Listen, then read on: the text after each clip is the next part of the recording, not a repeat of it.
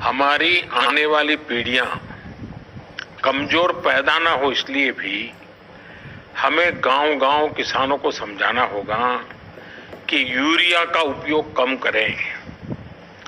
Urea के कारण बहुत बड़े संकट आ रहे हैं।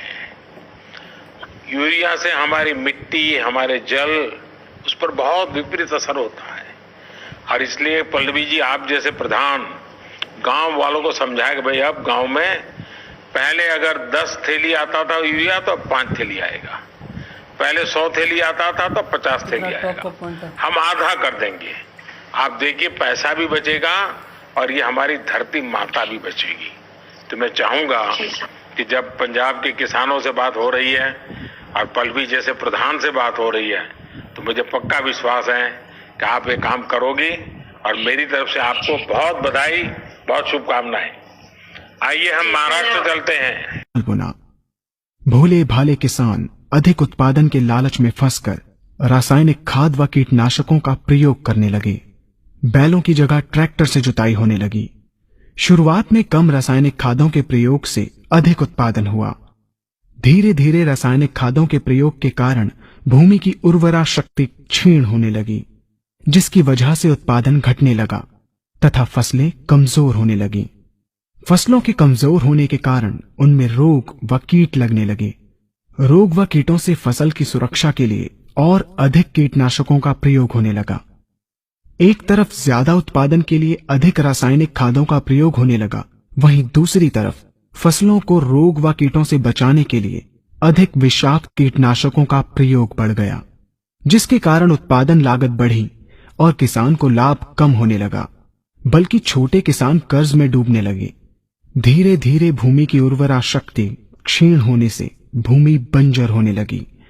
रासायनिक खाद व कीटनाशकों के कारण खाद्यान्न भी विषाक्त हो गए तथा जलवायु भी प्रदूषित हो गई, जिसके कारण मानव, पशु पक्षियों के स्वास्थ्य पर प्रतिकूल प्रभाव पड़ा, जिसका परिणाम आपके सामने है। मानव स्वास्थ्य पर रासायनिक खादों के पड़ने वाले प्रभाव को आप ऐसे समझें। जब किसान फसल में रासायनिक खाद डालता है तो रासायनिक खाद में उपस्थित विषाक्त रसायन जल में घुलकर सबसे पहले जल को प्रदूषित कर भूमि के अंदर उपस्थित केचुए व सूक्ष्म जीवाणुओं को मार देता है। ये बात सभी किसान अच्छी तरह से जानते हैं कि केचुए व अन्य सूक्ष्म जीवाणु भूमि की उर्वरा शक्ति को बढ़ाने के लिए अति आवश्यक होते हैं। विषाक्त रसायन के कारण इनकी मृत्यु हो जाने से भूमि की उर्वरा शक्ति नष्ट हो जाती है तथा भूमि कठोर होकर बंजर होने लगती है। रासायनिक खादों के विषाक्त रसायन पानी के माध्यम से अन्य खनिजों के साथ फसल के अंदर पहुंचकर फसलों को विषाक्त बना देते हैं। बाद में जब खाद्यान्न के रूप में मनुष्य या अन्य पशु इन्हें खाते हैं तो ये विषाक्त रसायन मानव स्वास्थ्य पर बहुत ही बुरा प्रभाव डालते हैं तथा मनुष्य के अंदर तरह तरह के रोग उत्पन्न करते हैं।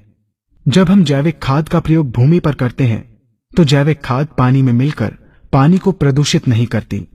जैविक खाद भूमि के अंदर उपस्थित उर्वरा शक्ति को बढ़ाने वाले जीवाणु तथा केचुओं की संख्या को तीव्रता से बढ़ाती है, जिससे भूमि की उर्वरा शक्ति बढ़ती है तथा भूमि छिद्र युक्त एवं भुरभुरी हो जाती है, जिससे वायु और प्रकाश भूमि के अंदर गहराई तक प्रवेश करते हैं, जिसके कारण भूमि में तापमान एवं आर्द्रता का संतुलन बना रहता है और फसलें मजबूत होती हैं।